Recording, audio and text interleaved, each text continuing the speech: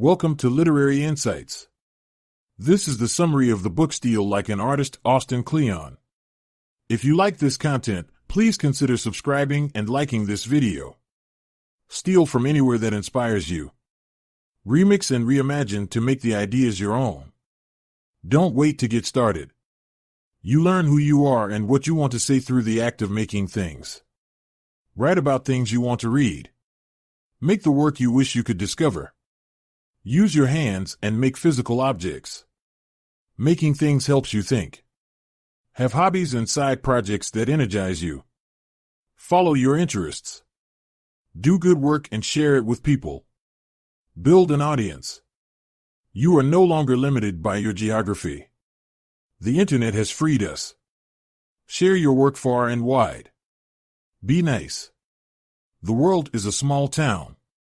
Treat people well on your way up, you may see them again on your way down. Be boring and focus on your work. Creativity arises from routine and habit. Creativity is subtraction. Focus on essential elements by removing the non-essential. In summary, don't worry about your identity or experience. Just start creating. Steal ideas without judgment, do the work you want to see, build an audience, focus on discipline, and remove the non-essential. Make, share, and connect. That's the creative life. The world is a stage and we are all actors playing roles. Fake it till you make it means pretending to be something you're not until you become it, or pretending to do work until real work emerges. Creativity involves a kind of theater where the stage is your workspace, the costume is what you wear, the props are your tools, and the script is time. No one is born with a unique style or voice. We start by imitating our heroes and idols. Copy, copy, copy, then make it your own. First, figure out who to copy. Copy your heroes and influences. Then figure out what to copy. Don't just copy style, copy their way of thinking. Internalize their perspective. Eventually, move from imitation to emulation. Emulation is when you break through imitation into your work. Your failure to perfectly copy is where your uniqueness emerges. Write and create what you would want to experience as an audience member. Make the kind of art you wish you could see. Fan fiction and reimagining existing works is a good way to start. Take sequels, prequels, or spin-offs of your favorite works into your own hands. Use your hands and physical tools. Don't lose touch with physically making things, not just digital creations. Making physical work can lead to new ideas in a way that laptops do not. In summary, the key principles are: fake it till you make it, imitate then emulate, write/create what you wish existed, build on existing works, and use your hands. With practice, you can develop your authentic style and voice. Knowledge work on computers can feel abstract and alienating because it separates us from the physical world. We need to engage our bodies in our work. Watching someone work at a computer, they seem immobile and detached. Sitting at computers all day is unhealthy. We need movement and to feel like we're making something physical, not just mental. Work that only comes from our minds is not enough. We need to engage our physical senses and bodies. Great musicians and leaders engage their bodies. The phrase going through the motions means if we start engaging our bodies, it can activate our minds. The author's creative work improved when incorporating analog/physical tools. Computers are good for editing and publishing work, but not for generating ideas. They make us perfectionists and we start editing before ideating. Analog workspaces with no electronics help generate ideas. The author has an analog and digital desk and moves between them. Side projects, play, and procrastination often lead to your best work. Having multiple projects allows productive procrastination by moving between them. Boredom and aimless wandering stimulate creativity. Avoiding work helps focus the mind. Don't discard your passions. Let them interact, which leads to new connections and inspiration. The author's songwriting and writing feed into each other. Hobbies provide creative renewal without pressure. Obscurity allows creative freedom without distraction or expectations. Use obscurity to experiment and improve your work. Getting discovered comes from creating good work and sharing it with others, which are challenging and take time. There's no formula for becoming known beyond doing good work and sharing it. Make stuff every day. You're going to suck at first, but get better with practice. Share your work with others on the internet. Wonder about new things and share your passions. Reveal your secrets, people will appreciate it. Learn from examples like Bob Ross and Martha Stewart, who shared their knowledge and process with others. Build an online presence. Start a website or blog and use social media. Connect with like-minded people.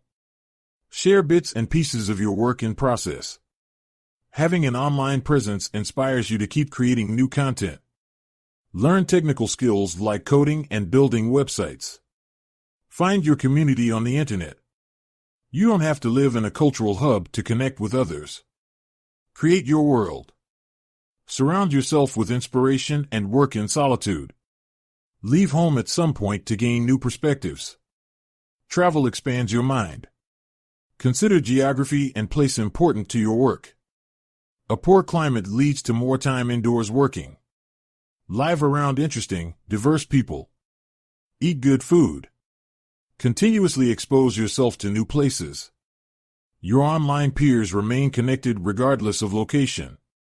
Be kind and say nice things about others. Only associate with people you can learn from. Follow talented people doing interesting work. Learn from people smarter and more talented than you. If you're the most talented person in the room, find another room. Anger can be a creative motivator, but don't waste time arguing online. Focus on making new work instead. The key points are: use your anger and frustration to fuel your creative work instead of complaining. Channel that energy into something productive. Public praise and fan letters are better than private ones. Share your appreciation for someone's work publicly instead of writing them a private fan letter. That way there's no pressure or expectation of a response. And you can create something new inspired by their work. Don't seek validation from others. Do your work for its own sake, not for approval or affirmation. Your work may be ahead of its time or it might be misunderstood. Get used to that. Have a regular and orderly life so you can be original and passionate in your work. Take care of yourself and your daily routine so you have the energy to be creative. Learn about money and be financially responsible. Budget, spend less than you make, and save money. Financial security gives you more freedom. Get a day job to fund your creative work until you can make a living from it. A day job provides money, connection to others, and routine. Use it to learn skills you can apply to your creative work. Stick to a routine and schedule time for your art, no matter what. Progress happens through small, consistent actions over time. Use a calendar to break big goals into daily milestones and stick to them. Don't break the chain. Keep a logbook to record your daily activities and milestones. It provides context and helps you remember details years later. Focus on recording the good parts of your day. Choose your life partner and close relationships wisely. Look for people who will support your creative obsessions and pursuits. The people you surround yourself with matter. The passage discusses the importance of constraints and limitations in creative work. It argues that limitless possibilities and lack of constraints can be paralyzing and block creativity. It gives several examples of creative works produced under tight constraints. Dr. Seuss wrote Green Eggs and Ham using only 50 words. Jack White's quote that telling yourself you have all the time in the world, all the money in the world, all the colors in the palette, anything you want, that just kills creativity. The artist Saul Steinberg's saying what we respond to in any work of art is the artist's struggle against his or her limitations. The passage recommends embracing your constraints and limitations and keeping moving. It says that creativity comes not just from what you put in, but from what you leave out. It concludes by recommending ways to get started with creative work, a list of recommended books, a disclaimer that advice is subjective, and deleted scenes from early drafts of the book. The overall message is that limitations, constraints, and leaving things out can spur creativity. Having endless time, resources, and options can be paralyzing. Successful creative work often emerges from struggling within constraints.